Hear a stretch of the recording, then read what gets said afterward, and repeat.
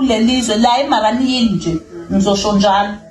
mina akekho ngificayo ngoqoqa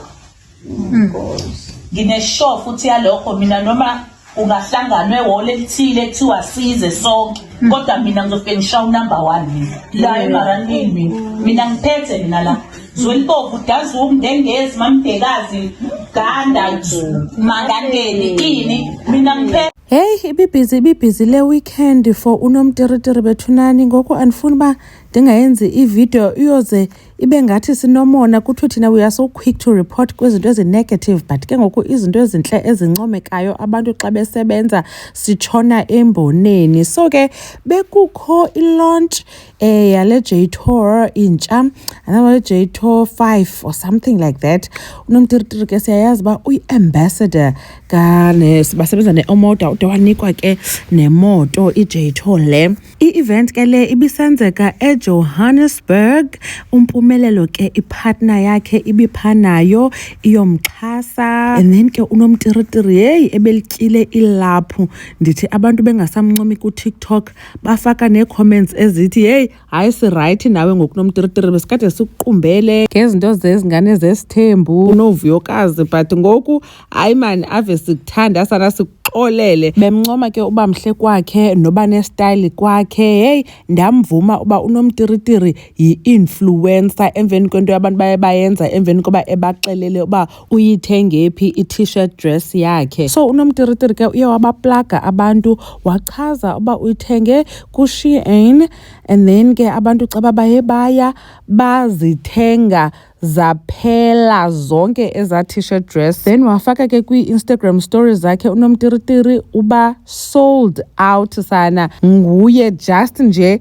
ngelisuku eli-1 phofu ibingeyanto ya promo ebezithengele nje i-t-shirt dress wazinxibela abantu benza amahololo bathi order. Omnye ke umntu ebenga-approve le outfit ibingumpumelelo cause ndendamva phaa kweza live zabo esithi le nto enxibileyo imfutshane into ke iveza amathanga khalaza and yena ngazophinda ahambe naye because kaloku unxiba izinto ezifishayo. So ke hayi unomtiritiri siyamvuma bethunani uba uyi-influencer uyayenza into yenzayo and shem uyazimisela kwizinto zakhe ke ze-campaigns ne-brand deals but into angayifuniyo ke kuvula uYouTube because abantu bayamcela uba nomtiritiri into ungakuvule uYouTube uthi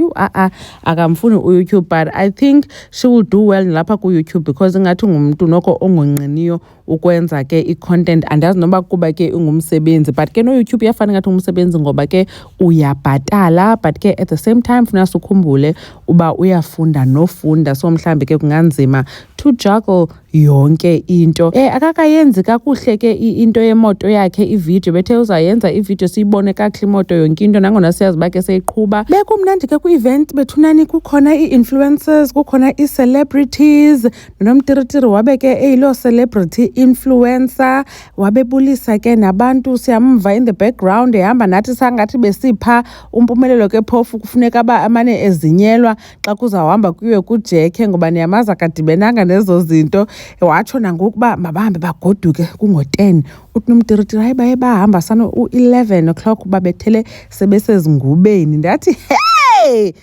umpumelelo mtata ekhaya sana ushaya umthetho funeka azazi ngokuba utshatile kaloku sana so uphantsi kwesandla sikomyeni wakhe ongumpumelelo. Enkosi kakhulu bethunani ngothi nibukele le video sithi congratulations kunomtiritiri bethunani kuzo zonke ke ezi brand deals azifumanayo asebenze because ke babekile ubomi babo out there for basithethe ngabo but at the same time ukuthetha kwethu ngabo buyabanika i-engagement following then ke benze imali. So ke umntu akufunekanga alale endleleni funeka asebenzise ke ithuba angasinaki kakhulu thina. Umamgobhozi uyanibona kwivideo elandelayo. Bye.